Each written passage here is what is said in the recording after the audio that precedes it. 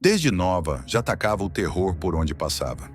Ainda muito jovem, o nome dela começou a circular entre moradores, comerciantes e grupos do bairro, sempre ligado à confusão, ameaça e violência. Não era alguém que aparecia de vez em quando. Era presença constante, conhecida pelo jeito agressivo, pelas atitudes imprevisíveis e pela fama de não perdoar desaforo. Com o tempo, o medo virou rotina para quem vivia naquela região. Hoje, a gente vai conhecer a trajetória e o fim de uma criminosa que ficou marcada pelo medo em Betim, na região metropolitana de Belo Horizonte. Sara Carolina da Silva Souza, conhecida como Ruivinha do Crime, cresceu em meio a um ambiente dominado pela criminalidade.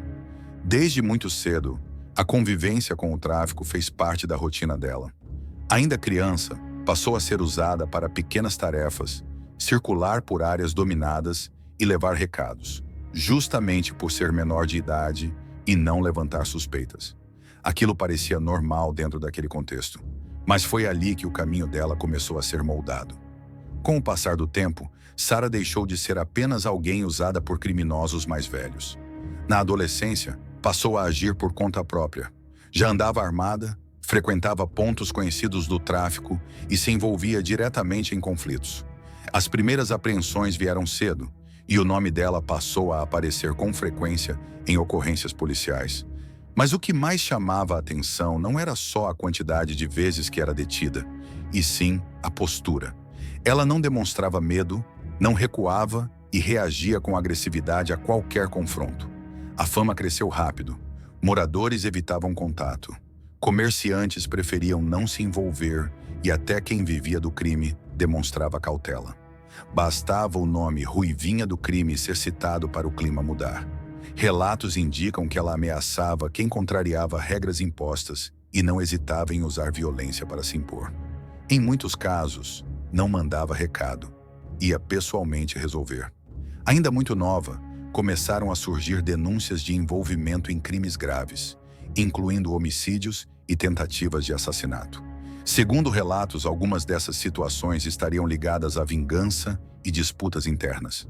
Mesmo sem condenações definitivas na época, a imagem construída era a de alguém disposta a matar se fosse necessário.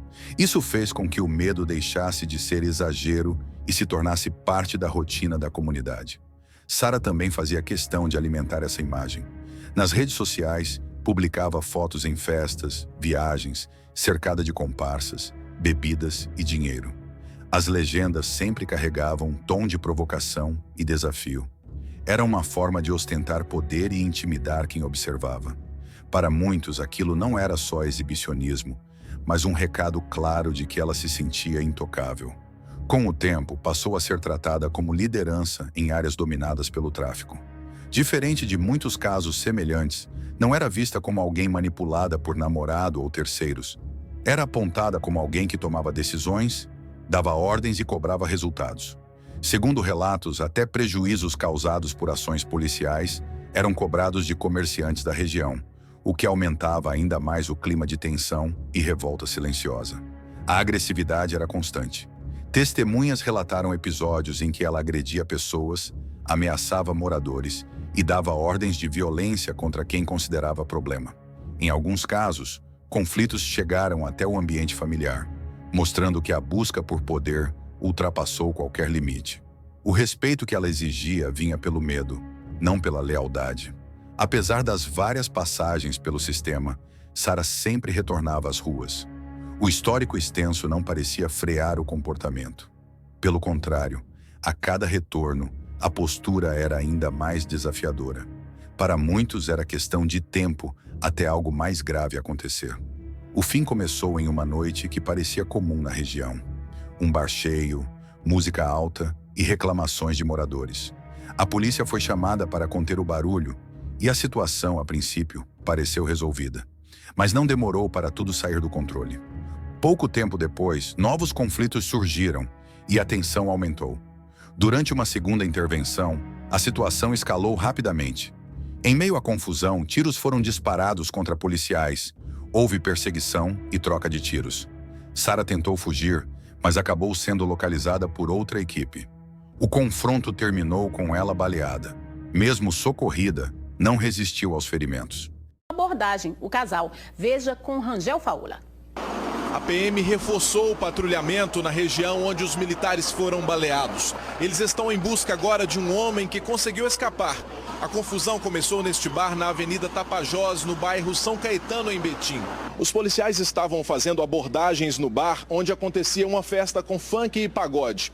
Uma das pessoas que estava lá dentro era Sara Carolina da Silva de Souza, a Carolzinha, conhecida pela PM por envolvimento com tráfico de drogas e roubo. Os militares deixaram o local, mas foram chamados novamente e voltaram por causa do barulho. Nesse momento, a jovem, que também havia ido embora, passou na garupa de uma moto, sacou uma pistola 380 e deu 10 tiros contra os policiais. 2 foram atingidos, um deles no peito. O outro PM, Hugo Antônio Rezende, de 30 anos, levou um tiro no joelho e foi encaminhado para o hospital João 23. Esta foi a viatura atingida pelos disparos. Havia marcas dos tiros, os vidros ficaram estilhaçados. Carolzinha foi encontrada por uma outra viatura na mesma região. De acordo com a polícia, na hora da abordagem houve troca de tiros e a jovem foi baleada. Ela foi socorrida, mas morreu na UPA do bairro Teresópolis. A morte dela provocou reações opostas. Nas redes sociais, amigos e pessoas próximas publicaram mensagens de luto, fotos antigas e declarações de saudade, tentando lembrar um lado mais humano e dizendo que tudo terminou cedo demais. Muitos destacaram a idade e colocaram a culpa no ambiente em que ela cresceu, tratando a morte como uma tragédia anunciada. Já nas ruas, a reação foi outra. Em bairros onde o nome dela causava medo, a notícia trouxe alívio. Comerciantes disseram que conseguiram trabalhar com mais tranquilidade. Moradores afirmaram que o clima mudou e houve quem comemorasse abertamente. Para muita gente, não foi luto, foi o fim de um período marcado por ameaças constantes. Depois da morte, a polícia passou a observar quem ocuparia o espaço deixado por ela. As investigações indicaram que pessoas próximas, já conhecidas por envolvimento com o crime, continuaram ativas na região. Isso mostrou que, mesmo com a queda de uma figura temida, a estrutura criminosa seguiu funcionando. A história da Ruivinha do crime deixa claro como o envolvimento precoce com o crime pode escalar rápido e terminar de forma violenta. Uma trajetória curta, marcada por medo e poder, que acabou do mesmo jeito que foi construída, em confronto.